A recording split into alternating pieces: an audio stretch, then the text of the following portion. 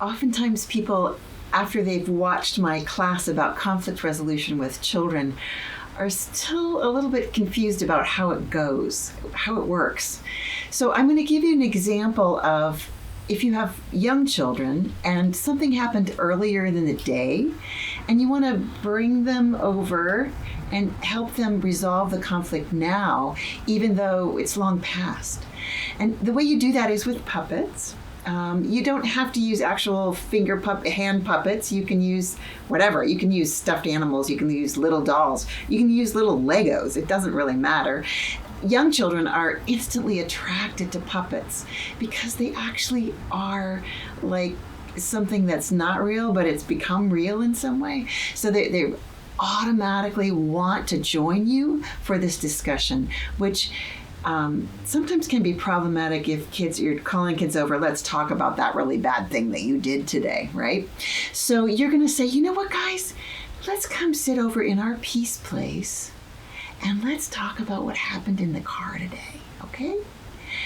So I have Bear and Birdie, yeah? So let's pretend they're riding in the car. Hey, stop hitting me! I didn't hit you. I was just yawning.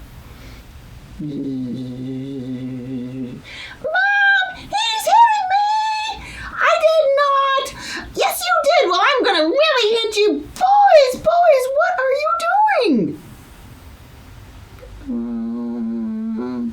It's his fault. And then you turn to the children and say, oh my goodness, do you think things like this happen in our family? And of course they're going to go. And then you say, well, how do you think Bear is feeling right now? Can you tell me how Bear is feeling? And you're going to look specifically at the little kid you had in mind when you were acting out Bear. How is Bear feeling right now? And they might say, mad. Yeah. And then you would turn to the other kid. Do you think Bear's feeling mad? Well, the bird is feeling really mad too. Oh, okay. All right.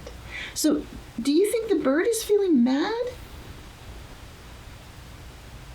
Okay.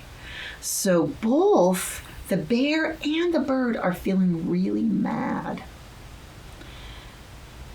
And this was something about being in the car together. I think maybe we need a rule about that.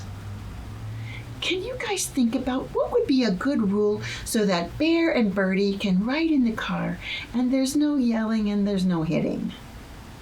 What do you think a good rule would be? Do you see? Now they're totally engaged. You've done the first couple steps, right? You've gotten them to talk about the feelings, yeah?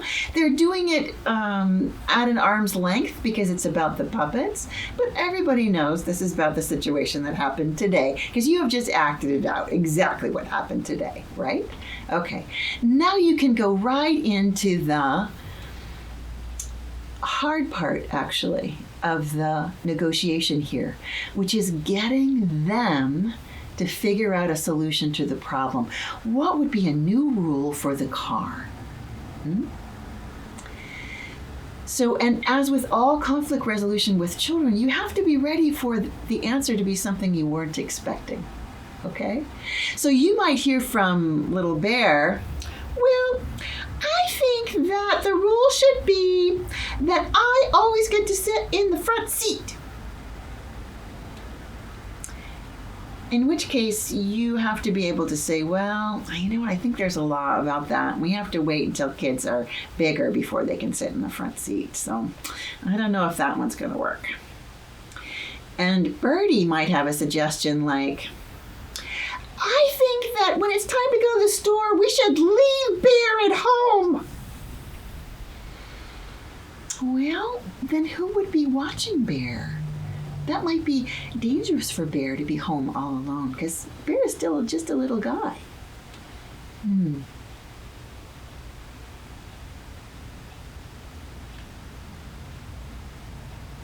You have to wait for it.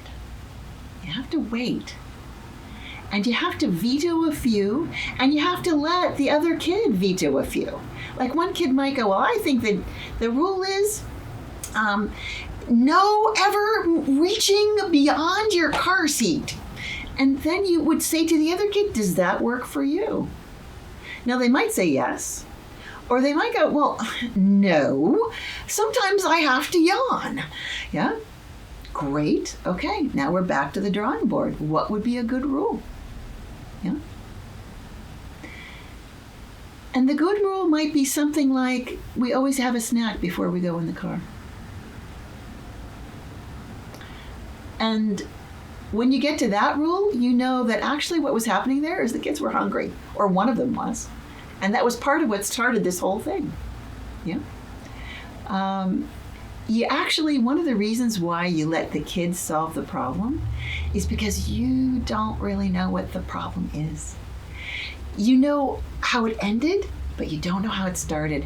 And oftentimes kids, when you give them the chance, when you don't solve the problem for them, they will let you know what the real problem was. Yeah? Okay. Good luck with this. Just try it. Play with it. Experiment with it. This is all about everyone learning a really different way to solve problems.